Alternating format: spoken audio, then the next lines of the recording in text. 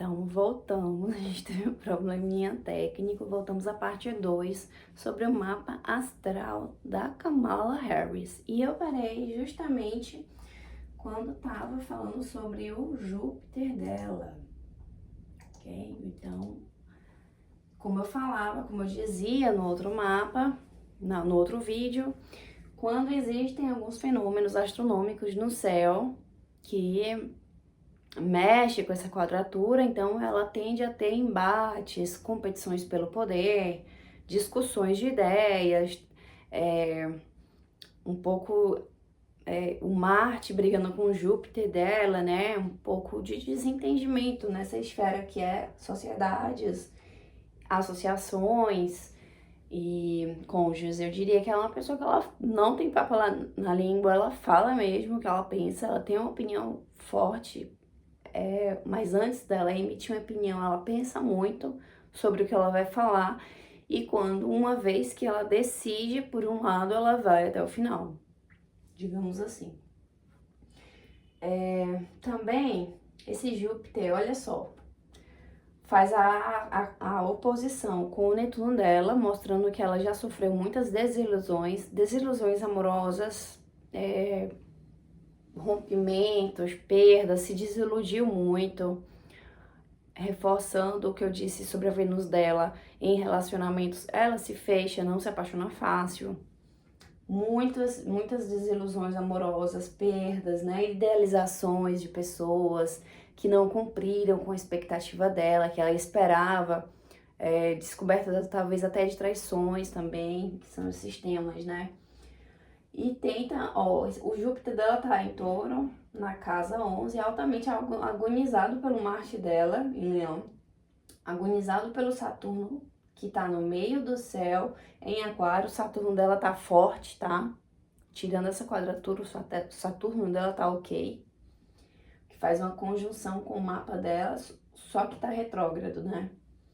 Evidenciando já que o papel que ela escolheu na carreira dela já é para aplicar um aprendizado já de vidas passadas já. E aí tem essa oposição também do Júpiter com o Netuno dela que tá em Escorpião. Então, digamos assim, para fazer amizades sempre foi uma questão para ela. Talvez ela foi tida como a nerd, sabe, nos estudos, tanto na infância, talvez ela tivesse sido muito estudiosa, mas talvez ela fosse briguenta, assim, porque traz esse tema da explosão, né? Nos estudos universitários, mostra também que ela foi muito mais para os estudos, então ela era mais uma nerd, não era dada muito amizades para ela. E meios sociais é um tema que ela precisa trabalhar muito bem, alianças, porque esse Júpiter aqui agonizado, né, mostra a dificuldade dela fazer alianças políticas e se articular beneficamente a favor dela, se articular politicamente. E no meio social, né, meio de amigos, então ela tem poucos amigos, confia nos poucos que tem, nos poucos amigos que ela possivelmente pessoais tem, ela confia menos, um número menor ainda. Então, essa questão de fazer amizades em meios sociais pode ser um desafio para ela, por causa que o Júpiter dela tá agonizado pelos planetas fixos. Então, tá agonizado por todos os planetas fixos. O Júpiter em Touro, Marte agonizando, Netuno em Escorpião agonizando, Saturno em Aquário agonizando. Quando a gente sabe que na astrologia os signos fixos, quando tem oposições e quadraturas, costumam ser as mais delicadas, assim, de se resolver. Então, esses temas de sociedades, associações, parcerias e amigos é um tema para ela. Ela pode ser vista assim como uma pessoa muito intelectual, muito inteligente, mas essa questão do carisma em si, da popularidade, pode ser uma questão, assim, que ela precise trabalhar ou precisou trabalhar durante a vida dela. Meio do céu tem Saturno na casa 9, casa dos estudos. Tá em Aquário, fica de boinha, né? O Saturno em Aquário fica levezinho, ele pega leve. Tá fazendo conjunção com o meio do céu, cuidando de como ela é vista em sociedade. O meio do céu dela tá no signo de Peixes. Esse Saturno dá para ela uma imagem estereotipada de ser uma pessoa séria, tá? Uma pessoa responsável, vista como uma pessoa assim mentalmente mais madura, sempre foi vista, na verdade, como uma mulher, como se ela fosse muito mais madura para a idade dela. E o meio do céu em Peixes, né? Já que o fundo do céu tá em Virgem, o meio do céu em Peixes. Então, ela tem essa força desse Saturno que tá em Aquário, trazendo os temas das coletividades, democracia, progressismo. Saturno é uma estruturação nos estudos superiores dela, né? Nesse sentido, uma seriedade. E em conjunto ao meio do céu. Só que esse Peixes, nessa energia pisciana, que é o meio do céu, ela ela herdou essas características todas que eu citei do Saturno, estando em Aquário, né, também, e na casa 9, é uma herança que vem lá dos tempos da faculdade dela, que ela herdou, né, e ela aplica isso no campo profissional dela, mas esse Peixes dá para ela assim um ar de muito idealista, talvez até utópica, com ideias utópicas, uma pessoa assim que sonha demais, entendeu? E talvez vista como, você pensa muito grande, talvez você não possa realizar tudo isso. Não sei de que forma essa energia pisciana vai se manifestar na vida dela, né? Mas nesse mapa pode ser um indício de que ela passe por essas questões. E sendo que, como na casa 10, que é a casa regida por Capricórnio, que é a casa de Saturno também, e deu uma sorte, né, que ela pega essa influência do Saturno aqui, passando para ela uma imagem de seriedade, responsabilidade, estruturamento, estruturação, fazendo com que essa energia pisciana seja um pouco mais assim diluída, né? De idealizadora, lunática e tal. E aí a gente tem essa oposição, né? Com esse trígono, esses três, esse stellium, 3 planetas aqui, né? Na casa, no fundo do céu, essa oposição aqui, todos eles em Virgem, ó, tanto Urano quanto Plutão e Vênus, né? Essas decepções, assim, das pessoas não acreditarem nela, que ela passou no decorrer da vida dela, isso machucou ela de muitas formas. Quando é ativada essa oposição, ela sente isso. Ela realmente tende a sentir isso. E a casa 10 está vazia, né? A gente olha para o quê? Para o planeta que está regendo o meio do céu. Quem rege Peixes é o Júpiter, aqui, ó, aqui. E o Netuno dela fazendo essa oposição, ó, Touro com Escorpião. Os 2 planetas que regem os Peixes, que é o meio do céu dela, estão em oposição em signos que quando há uma oposição, fala de perdas, traição, de confiança, desilusões por parte do Netuno, decepções, talvez ela se questione ela mesma nesse sentido de, será que eu não sonhei demais, e se decepciona consigo mesmo? Pode vir a síndrome do impostor.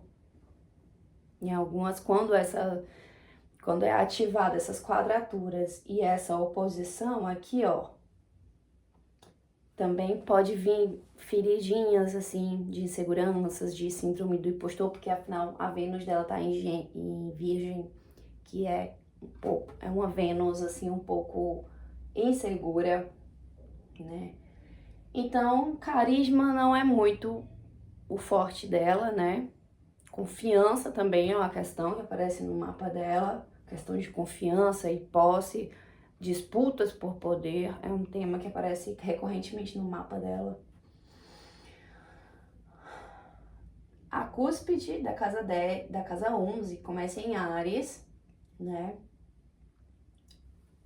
Também a casa 11 ela tem a lua em Áries, então ela é uma mulher que, apesar da lua tá na casa de Aquário, a lua na casa 11 confere uma certa popularidade, né? Confere uma facilidade dela lidar com outras mulheres. Relacionamento com a mãe foi muito importante nesse sentido, dela saber se relacionar com outras pessoas e outras mulheres. E no signo de Áries, que mostra uma mãe rígida, impositiva, que tende a dar ordens e querer que essas ordens sejam cumpridas para já.